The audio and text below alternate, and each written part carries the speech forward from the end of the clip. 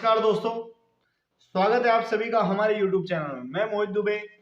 आज शहीद दिवस के रूप में ये दिन को मनाया जाता है दोस्तों। आज 23 मार्च है और आज ही से कुछ वर्ष पहले सन 1931 में शाम 7:30 बजे भारत के 3 क्रांतिकारियों को फांसी दे दी गई थी।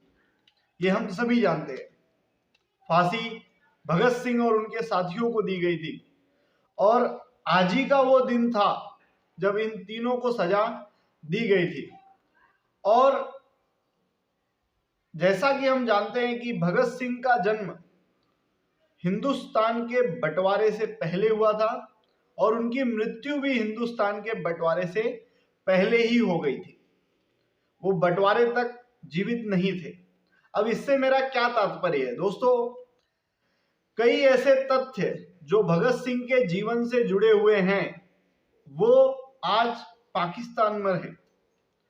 कई सारे डॉक्यूमेंट्स जो उनकी मौत से जुड़े हुए हैं वो आज पाकिस्तान में हैं। भारत में कुछ गिने चुने तस्वीर उनकी देखने के लिए मिलती है, जिसमें सबसे चर्चित तस्वीर है उनकी वो मूंछों वाली तस्वीर टोपी पहने हुए, जो कि काफी चर्चा में है और अधिकतर हमें वही दिखाई देती है। इसके अलावा 2-3 तस्वीरें हमारे पास उनकी और हैं।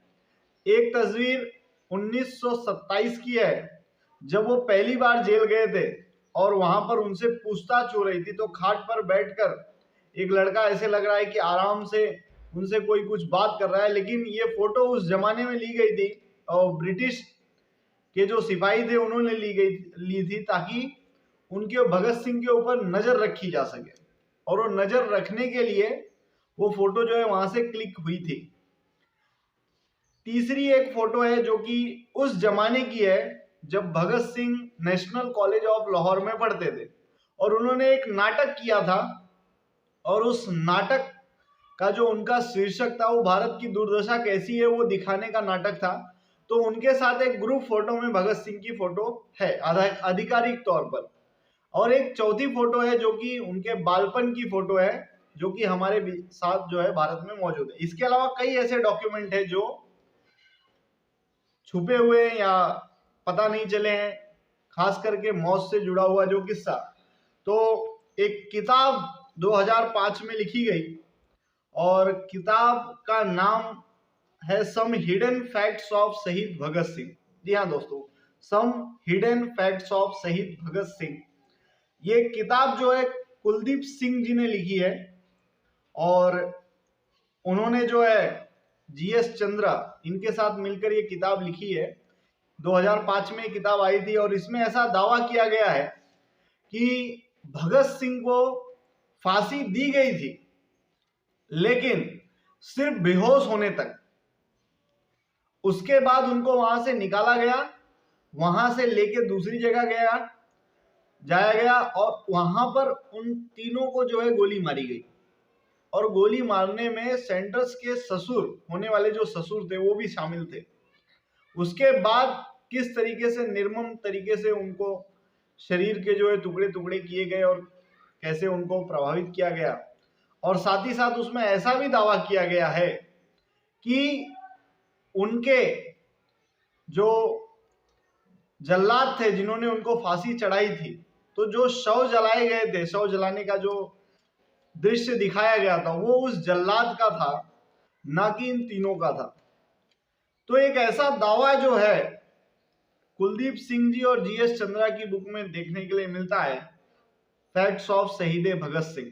लेकिन इस बात की कोई आधिकारिक पुष्टि जो है नहीं है। और साथ ही साथ दिलीप सिंह जी जिन्होंने उनकी जीवनी लिखी है, और ये उनको कहां से मिला, तो दिलीप सिंह जो है वो शख्स हैं, उन्होंने जीवनी नहीं लिखी है, वो शख्स हैं जिन्होंने ये बताया। किसको बताया? कुलदीप सिंह को। कुलदीप सिंह जिन्होंने उनके बारे में लिखा 2005 में।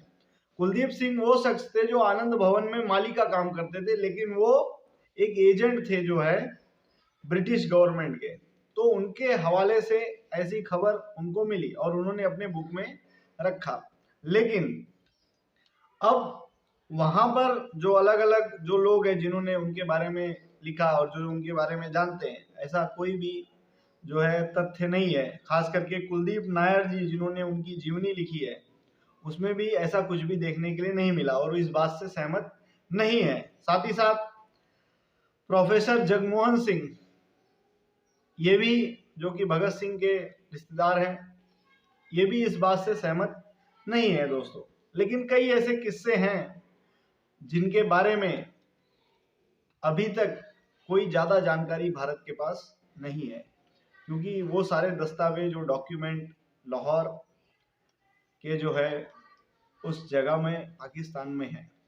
क्योंकि 1977 में पाकिस्तान का तख्ता पलट हुआ था दोस्तों, और उससे पहले संसद में एक गूंज उठी थी, और उस गूंज जो भुट्टो तत्कालीन जो वहां के प्रधानमंत्री थे उनके विरोध में उठी थी, और वहां के सांसद ने संसद भवन में वो विरोध किया था, और जिसके लिए वो विरोध किया गया था वो वही शख्स है जो उस समय भगत सिंह की मृत्यु के दौरान वहां का जो जेल का जो एडमिनिस्ट्रेटर था, जिसने पोस्टमार्टम रिपोर्ट पर स्टैंप मारा था, वो थे।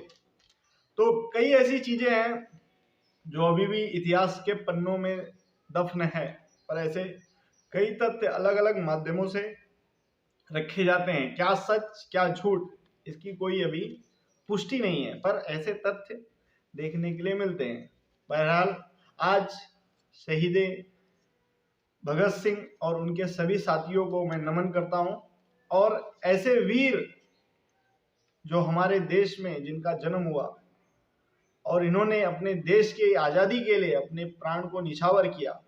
उस जमाने में कई लोग इन्हें आतंकवादी कहते थे, लेकिन ऐसा नहीं है, ये आतंकवादी नहीं थे, ये सच्चे देशभक्त थे जिन्होंने अपने देश के लिए अपने प्राणों की आहुति दी और देश की आज़ादी के लिए अपनी जान को कुर्बान किया। तो ऐसे वीरों को सलाम है, नमन है। धन्यवाद दोस्तों। Thanks for watching our YouTube channel.